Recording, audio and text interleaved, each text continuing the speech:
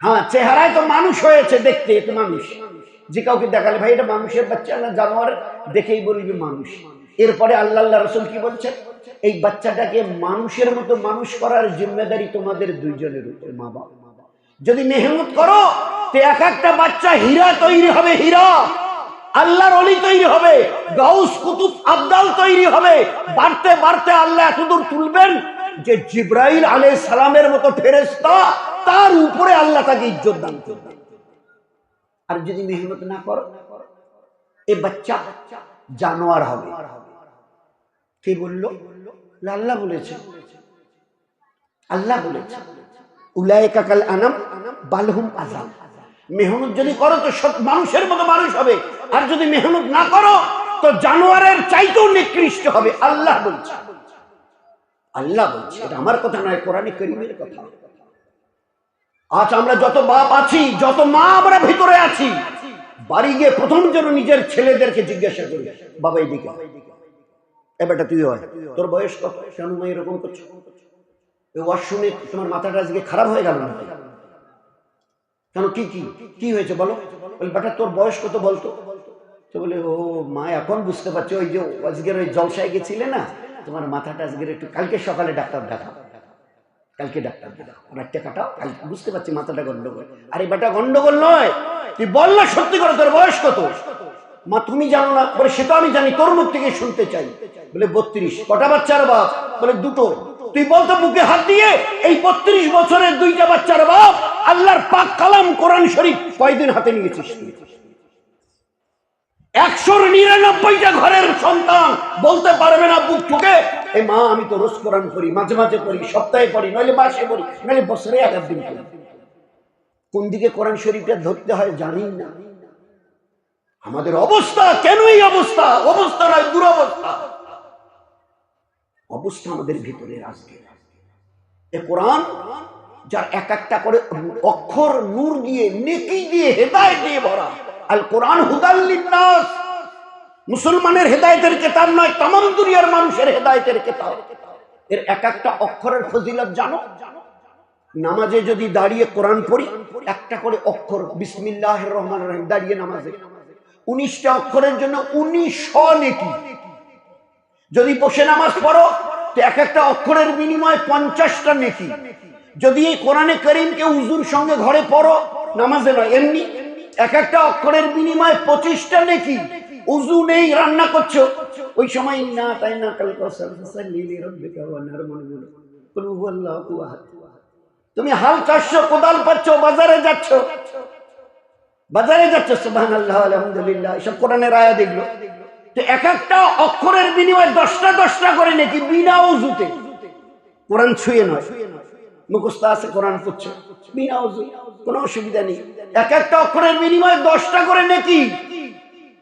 তুমি মা শুয়ে আছো, তোমার মেয়েটা কোরআন শিখেছে, ও এবারে পাশের বিছানায় বসে এবারে কোরআন পড়ছে, তুমি মা শুয়ে আরাম করছো। শুধু যদি কানটা একটু লাগিয়ে দাও তো তোমার মেয়েটা যত কোরআন করবে, তুমি তো কোরআন হাতেও নেওনি, পরেও নেওনি, পড়ছেও না, কিন্তু এই কোরআন এমন তোমাকে নেকি না দিয়ে ছাড়বে না। পড়ছে তোমার মেয়ে, তুমি যদি খালি শোনো, প্রত্যেকটা অক্ষরের বিনিময়ে একটা করে নেকি আল্লাহ তোমাকে দেবে, 1 থেকে 100। এই কোরআনের কতটুকু আজকের কদর করছি বলুন? জীবনকে বানাবার জন্য আল্লাহ পাক দিয়েছিলেন, জীবন বানাবার জন্য।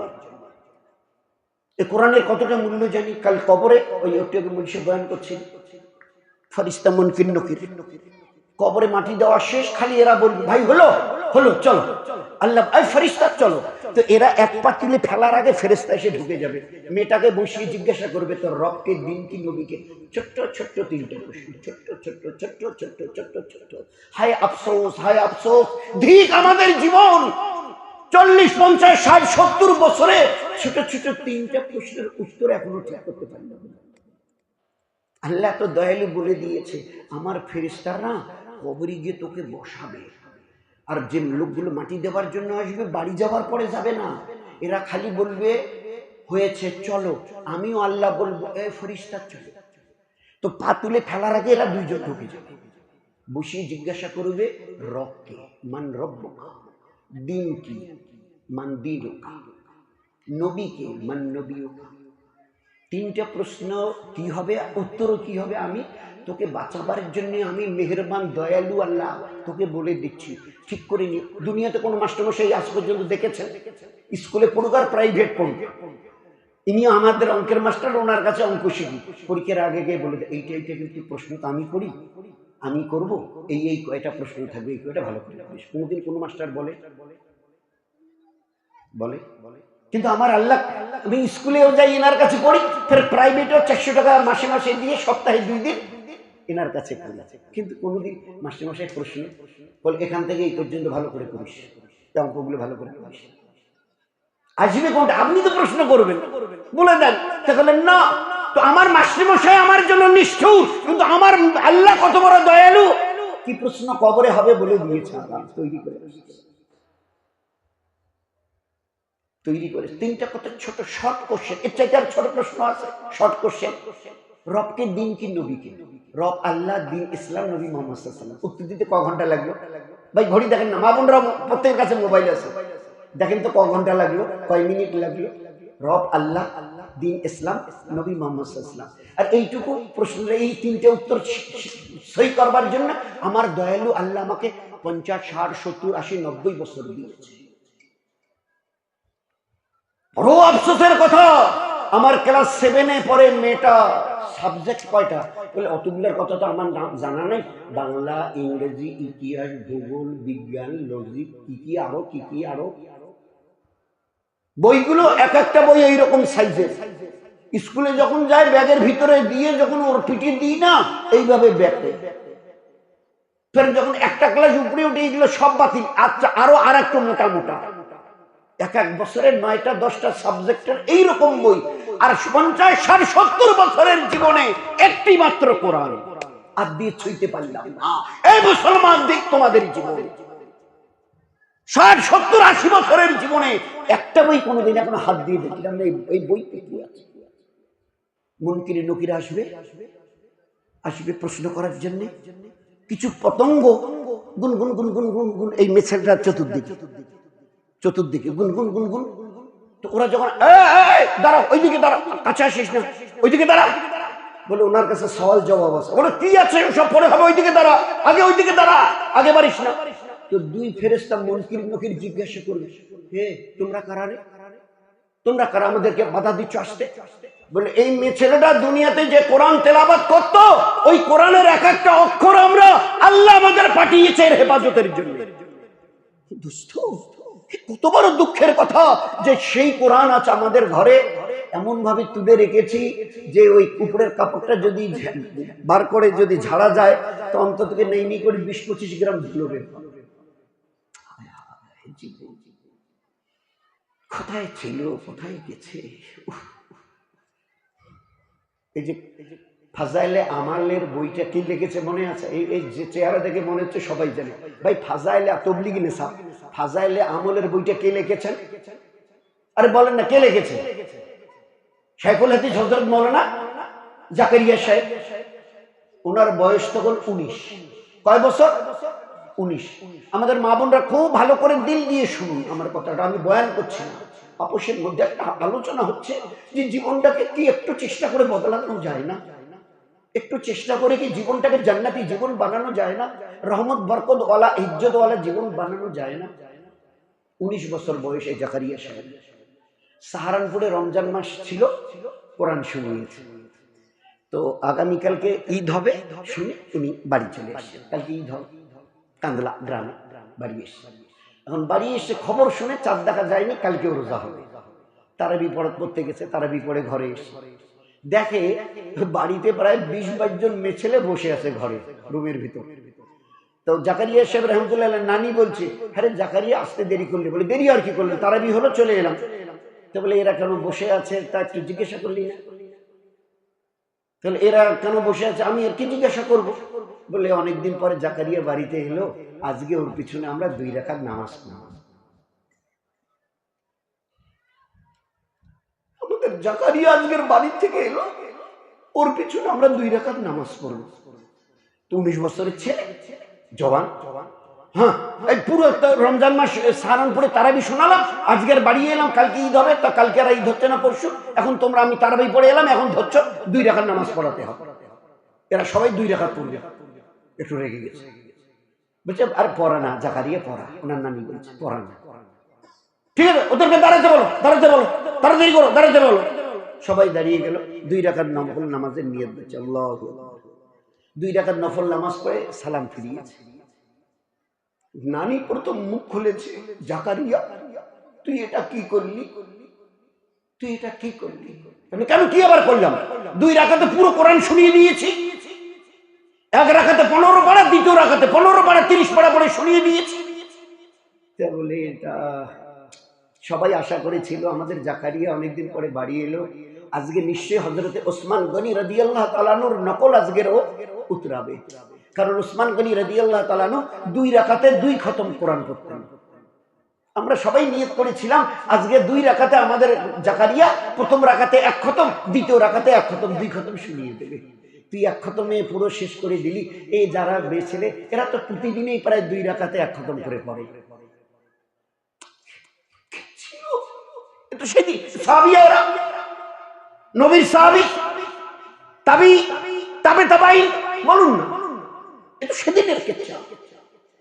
বলছে যে নানি কি বলছে, এরা প্রত্যেকেই তো 2 রাকাতে পুরো কোরআন পড়ে, তা তুমি 1 রাকাতে 15 পারা, দ্বিতীয় রাকাতে 15 পারা শেষ করে দিলি। এরা ভাবছিল আজকে আমাদের জাকারিয়া ওসমান গনি রাদিয়াল্লাহু আনহু 2 রাকাতে 2 খতম কোরআন শুনে। বড় হজরতিজির আম্মা রমজান মাসের প্রত্যেক দিন 1 খতম আর 10 পারা। 30 দিনে কয় খতম হয় বলেন না তাড়াতাড়ি? 30 দিনে 40 খতম কোরআন পড়তেন। এই সেদিনের কিচ্ছা আমাদের দিল্লির কান্দলা গ্রামের একজন ছেলে রমজানের 30 দিনে 40 খতম করতেন। এবারও আমরা মাথা ভাঙা হালকায় প্রতিবারই করা হয়। এবার ভাই রমজান শেষ হলে আমরা বল জিজ্ঞাসা করব কার মেয়ে ছেলে, কার মা, কার বিবি কত খতম দিল। তো যে মেয়ে ছেলেটা ফার্স্ট হয়েছে একজন দাঁড়িয়ে বলল যে আমার বিবি এই রমজানে 17 খতম দিয়েছে। তা শুনে আমি জিজ্ঞাসা করলাম ভাই ওই শীতেই মোড়ে ওর সবজির দোকান, বললাম তোমার বিবি হাফেজা? বলে না না না, হাফেজা নয়, এমনি পড়ে। তো যখনই একটু সংসারের কাজ রান্না বান্না এটা ওটা থাকে তো করে, আর যখনই ফাঁক টাইম পায় আমি ওই বাইরে থেকে এসে দেখি ও কোরআন নিয়ে বসে আছে, কোরআন নিয়ে বসে আছে। তো এইবারে 17 খতম করেছে। হাফেজা, হাফেজা না, 4-5 খতম তো 60, 70, 80 সব পার হয়ে গেছে। আমরা 10 থেকে যারা একটু উপরে খতম করেছে, 10 খতম, 11, 12, 13, 14, তাদের আমরা প্রত্যেকে একটা করে যায় নামাজ তাসবিহ প্রতিবারই করি। কেন একটু চেষ্টা করলে কি রাবেয়া বসরি হওয়া যায়? কেন আমাদের দিন, আমাদের মা বোনদের কি অসুবিধা? আমাদের মা বোনদের দিন চায় না। আমরাও মাইমুনার মতো একটা গরিব মেয়ে ছেলে অপরের বাড়িতে চাকরি থেকে বকরি চালায়। হযরত আব্দুল্লাহ ইবনে ওয়াহিদ রাহমাতুল্লাহ আলাইহি আল্লাহকে খাওয়াবে দেখে যে আল্লাহ জান্নাতে আমার বিবি কি হবে? চুপ না, আল্লাহ বলো না, আল্লাহ বলো না। তা আল্লাহর বান্দার মধ্যে মহব্বত, নবীজি কি বলতেন, মায়ের চাইতে 70 গুণ বেশি আল্লাহ মহব্বত করে। তাহলে অতটা যদি মহব্বত বান্দার কথা আল্লাহ ফেলতে পারে। মাঝখানে আমি একটা কথা বলি, দোয়ার ভিক্ষা চাই, দোয়ার ভিক্ষা চাই। আমরা আমাদের মা বোনরা যদি নিয়ত করি, এ আল্লাহ আর কটা দিন বাঁচিয়ে রাখবে জানি না, আমার একটা রাতের তাহাজ্জুদ যেন বাদ না যায়। আমার চোখকে তুই খুলে দিস তো 3টার দিকে, 3:15 দিকে, তো আমি আল্লাহর জাতের উপরে একিন রেখে কসম খেয়ে বলতে পারি আপনার একটা রাতের তাহাজ্জুদ বাদ যাবে না। তার সঙ্গে এটাও বলে দিই, ওই মোবাইলে অ্যালার্ম দিয়ে খবরদার, মোবাইলে আমার কথা শুনে আমার আল্লাহ আমার কথা শুনে না। যে আল্লাহ একটা মায়ের চাইতে 70 গুণ আমাকে মহব্বত করে, এই আল্লাহ এখন তো 12টা বাজে রাতের, তো শুইতে যাচ্ছি, একটু 3টার দিকে চোখ খুলে দিস তো। এই চোখ খোলানোর জিম্মেদারি তো তোমার। তো আমি কসম দিয়ে বলতে পারি 3:15টাও বোধহয় হবে না, চোখ খুলে দেখবেন ওহো প্রায় 3টাই বেজে গেছে। নিয়ত করতে পারবো ভাই, চেষ্টা করা যাবে ইনশাআল্লাহ, একটু যদি চেষ্টা করি। তো এই জন্য আল্লাহ বলেন আল্লাহ আমার জান্নাতি বিবি কে হবে? তো যখন বান্দা ধরেছে আর আল্লাহর কতক্ষণ, মাইমুনা, আল্লাহর বাড়ি কোথায়? আবার বলো না, বলে কুফা, কুফা একটা জায়গার নাম। যেমন আপনাদের পাঠানটুলি, তা বললে কুফা। এবারে সকালবেলা ইশরাক তাসবিহ চলে গেছে। কুফায় গিয়ে বলছে, ভাই কেন মাইমুনা নামের কোন মেয়ে? ওই যে পাহাড়ের কিনারায় বকরি চড়াচ্ছে ওই মেয়েটা। কাছে গিয়ে দেখে একটা চাদর গায়ে মুড়ি দিয়ে নামাজে দাঁড়িয়ে আছে। তো কথা বলা যায় না, চুপ করে বসে আছে। যখন সালাম ফিরিয়েছে, তো মাইমুনা টের পেয়েছে নিশ্চয়ই এটা কোনো মানুষের গলার আওয়াজ, একটু ঘাড় ফিরিয়েছে। জীবনে কোনোদিন দেখেনি, জীবনে কোনোদিন দেখেনি। এক ঝলক দেখে বলছে, আব্দুল ওয়াহিদ তুমি এখানে কেন? তোমার সঙ্গে ইনশাআল্লাহ আমার জান্নাতে মোলাকাত হবে। এখানে কেন? তোমার সঙ্গে আমার মোলাকাত ইনশাআল্লাহ জান্নাতে। কি করে বড় লোকের বেটি? বলে না, ওই যে বকরি চড়াচ্ছে, অন্যের বকরি, এগুলো ওর নয়। অন্যের বকরি চড়ায়, যে দুটো পয়সা দেয় তাই দিয়ে জীবন চলে। কিন্তু আল্লাহর ইবাদত কতটা, যে এক ঝলক আব্দুল ওয়াহিদকে দেখে বলছে, আব্দুল ওয়াহিদ আজকের এখানে কেন এসছো? আমার সঙ্গে মিলতে, জান্নাতে দেখা হবে ইনশাআল্লাহ। তুমি কি করে জানলে? রোজে আজলে আল্লাহ আমাকে জানিয়ে দিয়েছে। আচ্ছা মাইমুনা একটা কথা জিজ্ঞেস, আবার সময় নষ্ট করছো যে কাজের জন্য আল্লাহ পাঠিয়েছে। ওমা খালাকতুল জিন্না ওয়াল ইনসা ইল্লা লিয়াবুদুন, আমি জিন আর মানুষ জাতিকে আমার ইবাদতের জন্য পয়দা করেছি। যাও যাও আব্দুল ওয়াহিদ ইবাদত করো, অযথা কথা বলে, এইসব কথা বলে সময় নষ্ট করো না, যাও যাও। মাইমুনা এক্ষুনি চলে যাবো, খালি একটা কথার উত্তর। কি কি আর কি জিজ্ঞেস? এই তোমার বকরির পালের সঙ্গে বকরিও যত বাঘও তত একসঙ্গে ঘুরে বেড়াচ্ছে। অনেকক্ষণ থেকে লক্ষ্য করছি, একটা বাঘ একটা বকরিকে হামলা করে না। বলছে আব্দুল ওয়াহিদ ইবাদতের দ্বারা আমি আল্লাহর সঙ্গে আমার সম্পর্ক ঠিক করে নিয়েছি। আমার আল্লাহ আমার বকরির সঙ্গে বাঘের সম্পর্ক ঠিক করে দিয়েছি। এই ছিল জীবন, হারিয়ে জীবনটাকে তছনছ করে দিয়ে একটা ঘরকে জাহান্নামের ঘর বানিয়েছে। শাশুড়ি বলতে কথা নেই, যায় যায় কথা নেই, স্বামী স্ত্রী কথা নেই। দিন কয়েক আগে একটা ভাস্তি শিলিগুড়িতে বড় চাকরিওয়ালা ছেলে, চারতলা বাড়ি, আমি নিজে তো গেছি। আজ প্রায় 9-10 বছর ধরে স্বামী স্ত্রী কোনো কথা নেই, একই বিল্ডিংয়ে থাকে স্বামী স্ত্রী। এরকম হাজার। মা বোনদের অনুরোধ করছি, আপনারা মেহেরবানি করে বাচ্চাদের হাতে আর এই মোবাইল দিয়ে যা হবার শেষ তো হয়েই গেছে, আর শেষ করবে না তো বলতো আমারও বুক ফেটে যাচ্ছে শুনলে, আপনাদেরও থাকবে। মা বাপ কত আদরে কত কষ্টে বাচ্চাদের প্রতিপালিত করে। দেখে শুনে একটা ভালো ছেলের সঙ্গে বিয়ে দিয়েছে আজকে।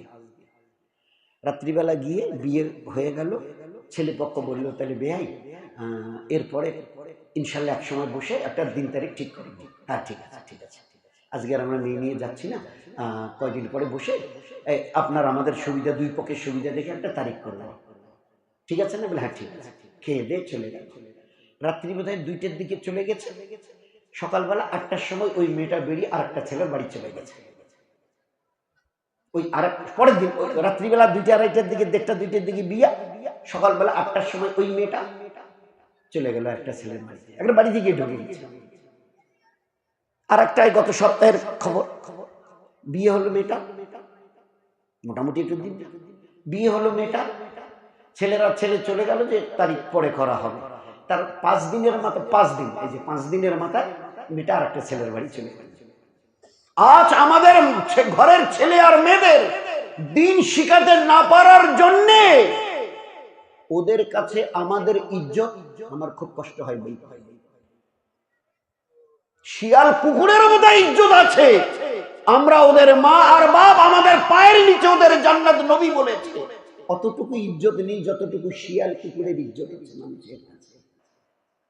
কেন না? বাচ্চা তো বেরিয়ে এসছে মানুষ হয়ে, কিন্তু এদের আমরা মানুষ করতে পারিনি। একবার যদি দুবার যদি হাদিসটা শোনাতাম, তোমার এই বাপ জান্নাতের দরওয়াজা, চাহে বন্ধ করো চাহে খুলে রাখো, তোমার ইখতিয়ার। এ মা দুঃখিনী মা, এর পায়ের নিচে আল্লাহর বানানো জান্নাত।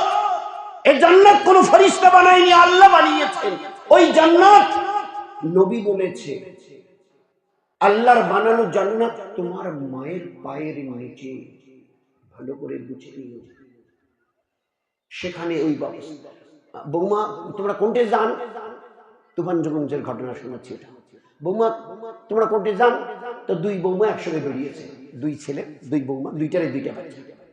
কোর্টে যান বলে ওই বন্ধনের একটা কাজ আছে তুফানগঞ্জে, সকাল 10টা। চলে গেল, বলে তাড়াতাড়ি যাবো বাচ্চাগুলো আম্মা দেখেন। চলে গেল তুফানগঞ্জ। 12টা, 1টা, 2টা, 3টা, 4টা, 5টা, 6টা, 7টা, 8টার সময় ফোন এলো যে আমরা বল কেরালা যাওয়ার নাকি দুইজনে দুইটা ছেলের সাথে। কিছু মনে করেন না, স্বামীকে ছেড়ে নিজের জন্ম দেয়া দুইজনের দুই বৌমার দুইটা বাচ্চাকে ছেড়ে দুই বৌমা একই বাড়ির একসঙ্গে বেরিয়ে চলে গেছে কেরালা, দুইটা ছেলে। কি সমাজ গড়ছি, কি তরবিয়াত করছি আমরা। আমরাও শুনি, পুরুষরা মা বোনরাও শুনি, এতটা ইবাদত আমরা করেছি, মা বোনেরা করেছে, আল্লাহ খুশি হয়ে জান্নাতে দিয়ে দিয়েছে। চলো তোমার ইবাদতে আমি আল্লাহ খুশি জান্নাতে। রেখে গেছে দুটো ছেলে মেয়ে, 3টা ছেলে মেয়ে, 4টা ছেলে মেয়ে। এদেরকে দিনের এলেম শেখায়নি, আর আর ইবাদতে দিন শেখায়নি। আমাল এলেমে দিন আর আমালে দিন। দিনের এলেম ওই যে কোরআন হাদিসের এলেম, আর আমালে দিন, দিনের আমাল, নামাজ, তেলাওয়াত, তাসবিহ, পর্দা, পশিদা, নিজের জবানের হেফাজত, বাড়ির টাড়ির লোকের সঙ্গে মিষ্টি মধুর নবীওয়ালা ব্যবহার, গীবত শেখায় যে সব থেকে নিজের জবানকে হেফাজত করা শেখায়নি। এই ছেলে মেয়ে নাফরমানি করছে, এদেরকে ফরমাবরদার বানায়নি, নাফরমানি করছে। একদিন, দুদিন, 1 মাস, 2 মাস, 1 বছর, 2 বছর, 5 বছর, এই করতে করতে আল্লাহ এতটা নারাজ হয়ে গেছে যে বাপ আর মা আমরা জান্নাতে গেছিলাম নিজেদের ইবাদতের দ্বারা, এদের নাফরমানির কারণে নবীকে দেখানো হয়েছে নিজের চোখে, এই জিব্রাইল এই লোকটা জান্নাতে হু হু করে কাঁদছে। বলে যে ছেলে মেয়ে রেখে এসছে দিনের এলেম আর দিনের আমল শেখায়নি, নাফরমানি করতে করতে আল্লাহ এতটা নারাজ হয়ে গেছে, এক খবর দেয়া হয়েছে আগামীকাল একে এখান থেকে বের করে জাহান্নামে ফেলা হবে। কি লাভ হলো আমাদের, আমাকে বোঝাবেন ভাইরা? এত কষ্ট করে ইবাদত করে জান্নাতে গিয়েও শেষ পর্যন্ত জাহান্নামে যেতে হবে যদি ছেলে মেয়েদের তৈরি না করি। ওই জন্য ওই শেষ করি শুরুটা দিয়ে, ইয়া কানা বুধু, এ আল্লাহ আমরা সবাই করে ইবাদত করি। আল্লাহ বলছে তোমার বেটা দুটো, 22 বছরের মেয়েটা কলেজে পড়ে, মেয়েটা, নাতি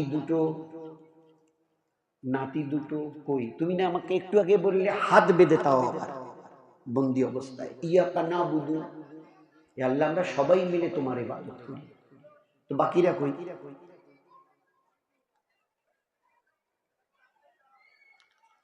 এই জন্যে ভাই সবাই মিলে নিয়ত করি, একটু যদি জীবনটা না বদলাই না, নিজের ইচ্ছা মতো চলে চলে আল্লাহকে নারাজ করছি, নবীকে নারাজ করছি, আমাদের দুনিয়া যাচ্ছে আখিরাত যাচ্ছে, তাহলে বাকিটা যার দুনিয়া গেল আখিরাত গেল। আল্লাহ পাক শেষ কথাটা শুনিয়ে দিয়েছে, সবাই সবার জন্য দোয়া করি।